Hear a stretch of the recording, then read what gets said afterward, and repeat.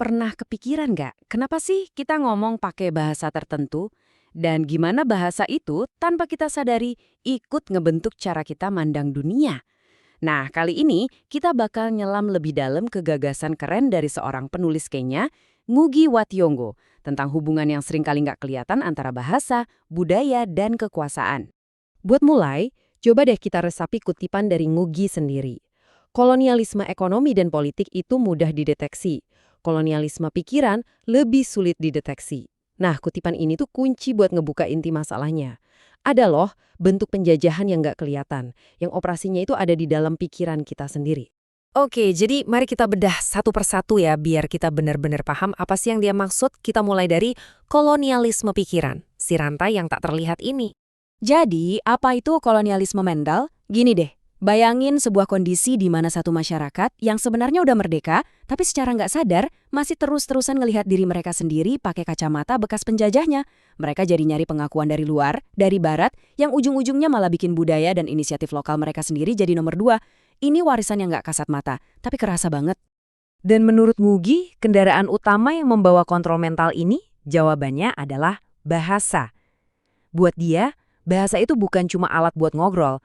Bahasa bisa jadi senjata buat menaklukkan, tapi di sisi lain bisa juga jadi kunci buat pembebasan. Terus gimana caranya kontrol ini disebarin? Ngugi pakai istilah yang wah kuat banget, bom budaya. Dan menurut dia, sistem pendidikan kolonial itu adalah mekanisme pemicu bomnya. Coba kita mundur sejenak ke masa kecil Ngugi. Dia tumbuh di dunia di mana bahasa Kikuyu itu udah kayak napasnya sehari-hari. Aktivitas kayak bercerita ini misalnya, nyiptain harmoni yang sempurna antara rumah, komunitas, dan alam sekitarnya. Semuanya nyambung, semuanya satu. Tapi harmoni itu dihancurkan, dan dihancurkan secara sistematis. Di sekolah kolonial, bahasa Gikuyu itu dilarang keras. Anak-anak dihukum, bahkan kadang dihukum fisik, seperti yang dia tulis di bukunya, cuma gara-gara mereka pakai bahasa ibu mereka sendiri. Coba bayangin, bahasa yang harusnya jadi sumber kebanggaan, tiba-tiba diubah jadi sumber rasa malu. Akibatnya apa? Bahasa justru jadi alat yang bikin mereka terasing. Pendidikan kolonial, seperti yang digambarin di sini, sengaja banget bikin jurang pemisah.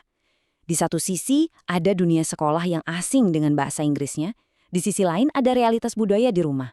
Pikiran si anak jadi kayak terbelah dua. Dan inilah puncaknya. Di hierarki sekolah kolonial, hal yang paling prestisius, yang paling dikejar-kejar, itu bukan kreativitas atau pengetahuan lokal, tapi sertifikat jago bahasa Inggris. Bahasa penjajah jadi satu-satunya meteran buat ngukur kecerdasan dan harga diri seseorang. Kebayang nggak sih dampaknya ke jiwa seorang anak? Nah, semua pengalaman ini akhirnya membawa dia ke sebuah keputusan yang super radikal yang bakal ngubah jalan hidupnya selamanya. Inilah titik baliknya. Saatnya bilang, selamat tinggal bahasa Inggris. Perjalanannya kelihatan jelas banget di lini masa ini. Mulai dari tahun 1964, dia nerbitin novel berbahasa Inggris pertamanya dan sukses. Tapi kemudian, di tahun 1977, dia bikin keputusan yang mengejutkan. Stop nulis novel dan drama pakai bahasa Inggris. Puncaknya, di tahun 1980, dia benar-benar pulang dengan nulis novel pertamanya dalam bahasa ibunya, Gikuyu. Visual ini benar-benar ngerangkum filosofinya dengan pas. Di satu sisi tahu semua bahasa di dunia, tapi nggak tahu bahasa ibu sendiri, itu adalah bentuk perbudakan mental. Tapi di sisi lain menguasai bahasa ibu dulu, baru deh nambahin bahasa-bahasa lain di atasnya, itu namanya pemberdayaan sejati. Jadi pesannya bukan anti bahasa asing ya, tapi tentang membangun fondasi dari akar yang benar. Lantas, apa yang terjadi setelah dia ngambil keputusan radikal ini? Hasilnya adalah imajinasi yang terbebaskan, dan kita bakal lihat seperti apa itu. Ngugi sendiri menggambarkannya begini. Menulis dalam bahasa Gikuyu itu membebaskan imajinasi saya dengan cara yang berbeda. Dia ngerasa nemuin sebuah kebebasan berkreasi yang nggak pernah dia rasain waktu masih terpenjara dalam struktur bahasa Inggris. Pergeseran ini kelihatan banget dari gaya nulisnya. Kalau dalam bahasa Inggris dia cenderung ke realisme kritis yang agak kaku, begitu pindah ke Gikuyu, dia masuk ke dunia realisme magis yang kaya, penuh warna, dan sumbernya langsung dari tradisi lisan Afrika.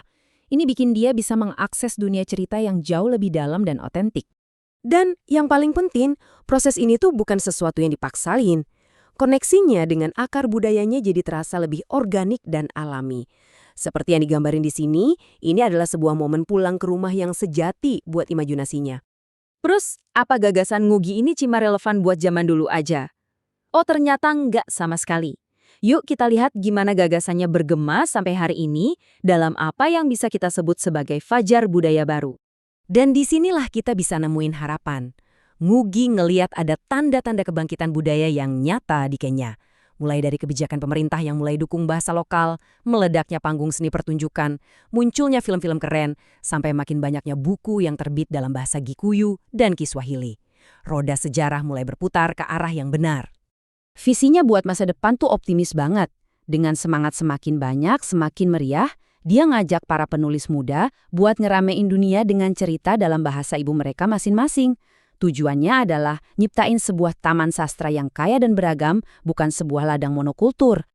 Oke, perjalanan kita berakhir di sini, dengan sebuah pertanyaan besar buat kita renungkan sama-sama. Kalau bahasa adalah pembawa budaya, apa artinya merebut kembali bahasa itu di dunia kita masing-masing? Ini bukan sekedar soal kata-kata loh, ini tentang merebut kembali kacamata yang kita pakai buat melihat dunia. Terima kasih sudah menyimak penjelajahan ini.